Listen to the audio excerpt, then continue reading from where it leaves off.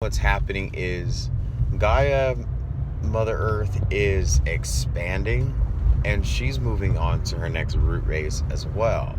So Gaia's moving into, let's just say, for example, from her sixth root race to the seventh, and we're going from the fifth to the sixth. So it's almost like what she learned, applied, and adapted herself to and prepared, we walk into. And she goes on to the last form. And so it's not quite the event yet, but it will be, and it'll be a very interesting. I feel really good. I think at first I was a little bit strange feeling about I'm sorry, I'm seeing things I never seen before on the same street. I've been Mandela'd. um um yeah, it's I wasn't in the fear department before, but now since I've been speaking out, I've been doing the video blogs, and I've been kind of doing a little bit more education on what's actually happening to us, what's actually going on in the universe, and what the cosmos is going on. And I was uncomfortable, thinking about the outer dimensional stuff, like other universes, other beings, and spaceships. And I'm thinking that's just in the movies, but I don't want to sound cuckoo, but it just seems like everything is pointing in the direction of everything that you may have thought and believed is not true is true. So I can only say that we're in an inverse. We're definitely in an inverse right now. An inverse is basically learning backwards. And I guess if you had a belief one way and then you woke up, you got to go backwards and unlearn what you just been conditioned to or what you thought. And then whatever you're like, no, that can't be true. No way. Yes, it is true. And the things that you were like, this is my way of knowing my religion is this way, and this is what I always knew for a long time, and that's that, because I don't want to get in trouble by the council of my religion. Well, guess what? There isn't a council. No one's monitoring your religion and how faithful you're being and whatnot. It's a biological thing. It's all biological, and only by your mentality and by the operation of your free will and your free conscious choices. Yay, look at this. You are so cool. Oh, unicorns. Sorry, my camera when I flip it around, it's a little blurry because it looks like as though something scratched my lens. That's what happens when you take too many photos of the sky, right? Anyways, I wanted to share something else with you all about contracts and really understanding what is a contract, understanding, identifying your contracts, and then also making sure that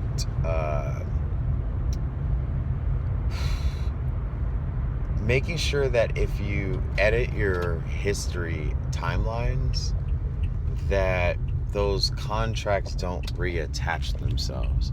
And this is something I was talking to someone about yesterday, and it's very important to know. Like, let's say, for example, I had a friend for 4 years, and this person and I had cool experiences. And so in our experience, in our journey that we had together, we had a lot of different, like we went hiking, we did the beach, we did meditations, we did yoga.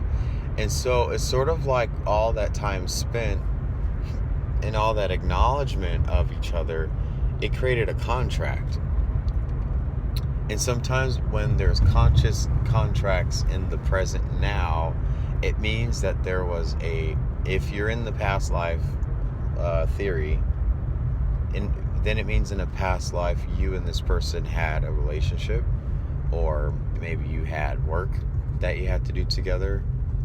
I'm trying to divorce the word twin flame because we mix up the twin flame thing too much. Like twin flames, you don't need a twin flame.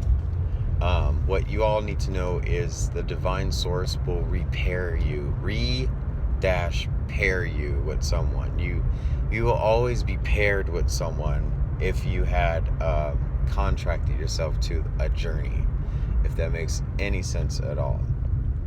I'm gonna be finding myself at a park, yay, because I like to park and try to resonate with the environment.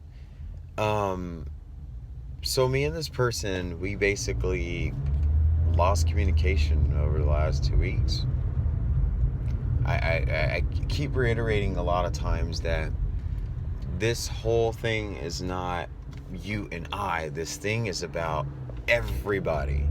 And if it's not about everybody, then we're not doing what we're supposed to do. We're not catering to what the Father wants us to do, or what the council has been setting up for us. Like, there's been so many entities working so hard for us, and to be selfish about it and say, oh, it's just for you and I, it's like we have to be mindful, and we also have to respect the boundaries and territory that, you know, our upper constituencies, what they set up for us and what they've done for us. And when you take advantage of the gifts and the mysteries and you don't do anything with them, then guess what? You're going to be split from someone. And I think that's just what happened. So because there was a split, I had to basically figure out, how do I cut the contract? Because, you know, it wasn't like someone offended. Let me switch the other side. It isn't like someone offended the other person and we had a fight. Like, that wasn't the situation. It was just because I think when this person intuitively knows that they have more on their plate that they had to step up to and they weren't willing to do it, that's when the split happened. And a lot of times too, like the person's blood type and whatnot, it was different. So you're susceptible to any type of reptilian deception or thought process. You could also mislead yourself the wrong way. So it's very important that you really try to figure out what blood type you are, because that can say a lot about how, you know, how your timeline is progressing, or who is your God. Are you following the Father or your God? So what else did I want to share before I let y'all go? Cutting contracts. To cut a contract, basically, you could just say it out loud. I see myself in this journey with beautiful people from all over who I can resonate my day-to-day understandings with. I resonate with this type of vocabulary, and I see others surrounding me with that type of vocabulary. Or I see myself without anchors and weights and archons and people who attach, including those who think that their destiny or their journey is to be side by side with me. I see myself with people exactly like myself. So if you mantra it to the space, quantum physics will find its way into your reality, and through reality, things will place itself. This is how manifestation works. I really think I'm understanding the flow of manifestation.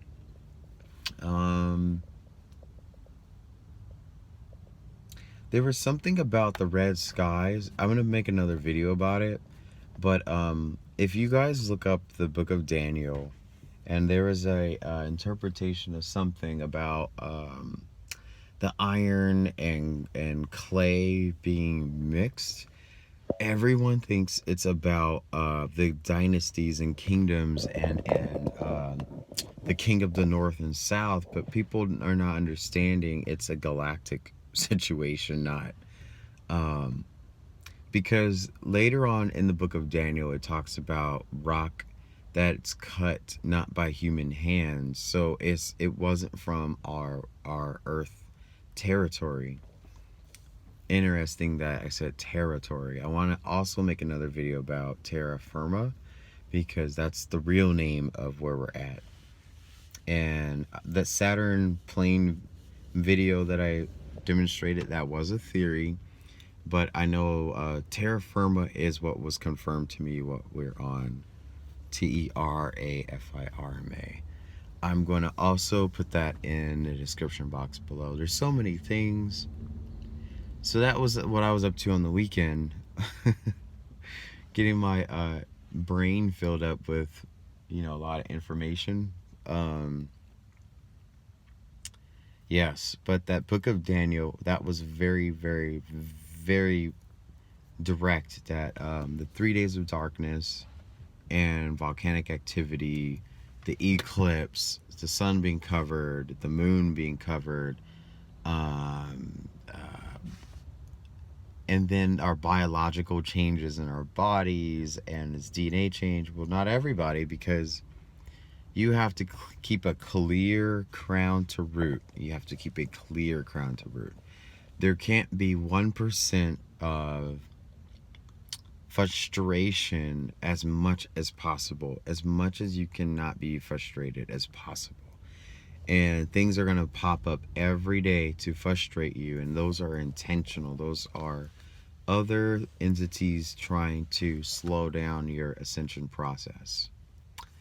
So just make sure that you really work on just keeping everything as clear as possible. And politics it's the greatest vacuum cleaner of us, the light bringers. We can be so good and in our go zone and turn on that vacuum cleaner, zzz, there goes politics. You guys have to really refrain from feeding I think today was my last day of making a post on, or not post, commenting on Facebook. I was saying to someone, do you not realize how immature you are because you're criticizing and chastising one person about what other people said about him?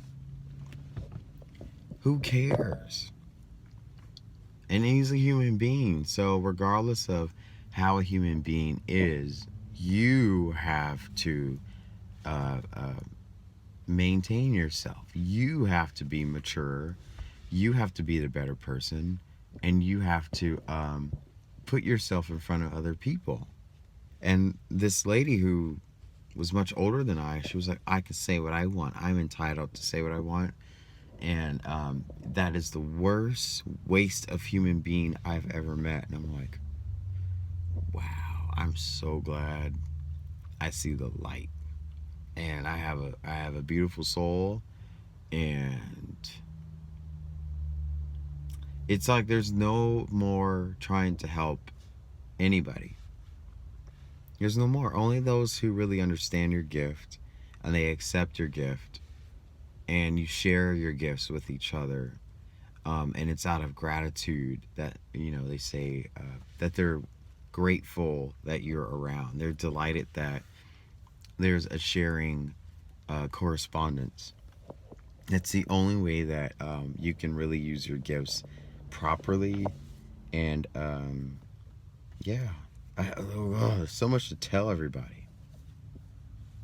So I guess I'll let it go because it's at 20 minutes. So have a great day.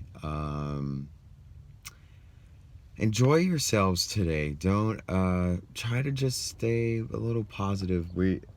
For me in LA, I'm in Los Angeles, we're blocked out. There's no sun today, so I know it's going to be very like. And also the ascension symptoms, oh man, if you guys are getting the body aches like I am, and it's hard getting up. It's like you're trying to go to the bathroom at 4 in the morning. You're like, oh, I have to get up. Even right now, I'm falling back asleep, and I'm at a park. Yay! I was on a little drive, but I'm like, oh, I guess I'll go take a little snooze. Bye, everybody. I'll see you in the astral plane.